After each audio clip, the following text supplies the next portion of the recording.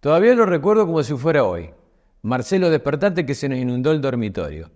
Yo estaba en esa especie de inconsciencia del que está medio dormido, así que como era de suponer, solo tenía a pensar, bueno, qué pesadilla más real, hasta parece la voz de mi señora.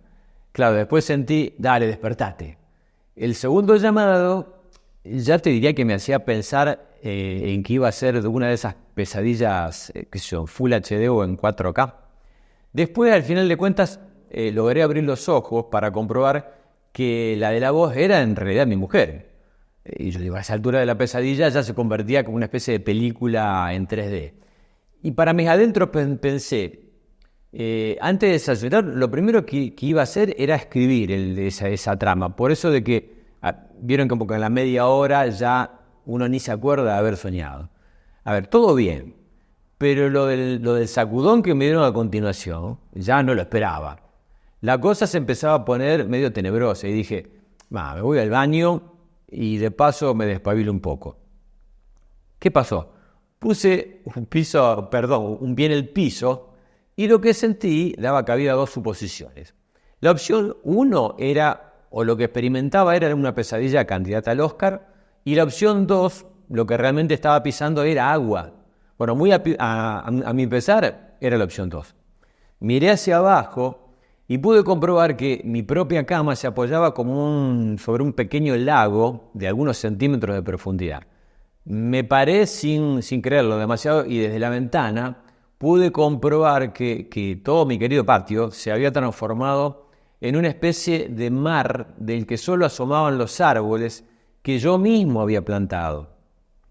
Sin creerlo todavía, me fui hacia al frente de la casa y al abrir la puerta vi que la calle era lo más parecido que hay a Venecia. Solo le faltaban, te puedo asegurar, las góndolas. Recién ahí caí en la cuenta de que no había sido un sueño.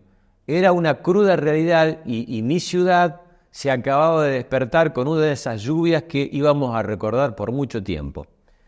Por esa selección tan humana que uno hace para tratar de olvidar malos recuerdos, en realidad casi no puedo recordar la fecha exacta, solo que ocurrió unos cuantos años atrás. El susto del primer momento pasó y me dije, bueno, hay que poner manos a la obra, en realidad a los secadores y a los trapos de piso, ¿no? Al final de cuentas, la inundación no llegó a ser una tragedia, pero sí una forma extraña de despertarse un domingo. Pasado ya un buen tiempo, y ya con la ropa seca, me planteo, ¿podría haber evitado el mal rato? Si me llamara Jesucristo, en una de esas paraba la lluvia, pero obviamente me refiero a algo que pudiera haber podido hacer, pero como arquitecto. Por ejemplo, ¿y si la casa hubiera estado más elevada? Soy consciente que como tarjeta de presentación para un arquitecto, ser propietario de una casa inundable se transforma medio como una carga algo pesada de sobrellevar. ¿Quién me iba a dar un trabajo a mí si se me inunda la casa? Pero para mi descargo, tengo que aclarar que la mía es una casa vieja reciclada. Es de aquellas casas que sufría uno de los problemas más comunes que todavía que pueden verse muchas casas que tienen una cierta antigüedad. El patio estaba a un nivel más alto que el interior de los ambientes. Confieso que en una primera reforma habíamos intentado corregir este problema, pero subiendo los niveles internos, colocando pisos nuevos sobre los que ya estaban puestos y embutiendo los desagües pluviales. Pero lo que no contaba era esa posibilidad de una lluviecita semejante como la que te estaba contando, lo que viene a poner en el tapete la siguiente cuestión. ¿Cuánto conviene elevar la casa del terreno? Bueno, aclaremos que la gente suele elevar los niveles de una casa no solo por razones pluviales, diría yo, sino por decisiones estéticas. Por ejemplo, poder hacer desniveles interiores o aprovechar la elevación de la casa para mejorar las vistas de la casa desde el exterior, por ejemplo. En cualquiera de los dos casos, cuánto elevar la casa es una decisión estética o una cuestión, te diría que de gustos. Ahora, otra cosa es elevar la casa por una cuestión de seguridad. Por ejemplo, si como en mi caso, el patio es más alto que el nivel interno, o si la vivienda se encuentra, qué sé yo, en un sector que es inundable de la ciudad, o si la casa cuenta con buenos desagües, si el lote tiene suficiente desnivel respecto a la calle, etcétera, etcétera. Teniendo en cuenta estas cuestiones y ante la alternativa de pasarla mal, como en realidad me ocurrió a mí, la lógica estaría mandando elevar la casa, yo te diría que lo más posible.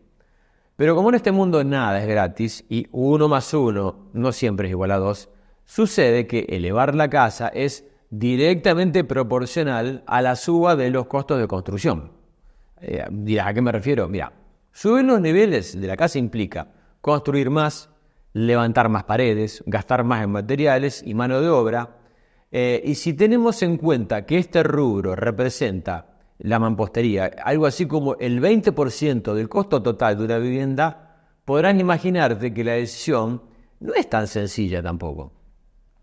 Tampoco, ya que estamos, me animaría a dar fórmulas matemáticas o recetas mágicas, porque no existen.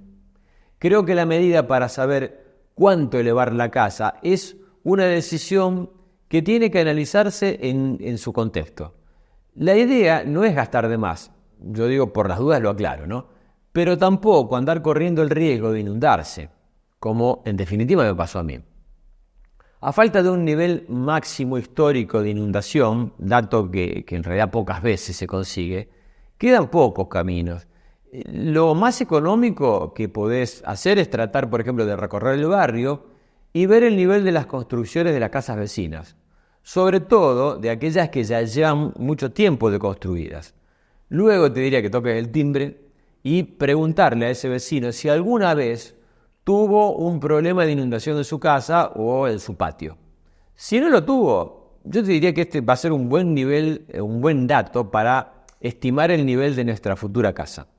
Pero independientemente de esta regla medio casera que te estoy contando, lo ideal es que consultes estas cosas con un profesional de tu confianza, arquitecto, ingeniero, que son quienes pueden darte esa información mucho más segura.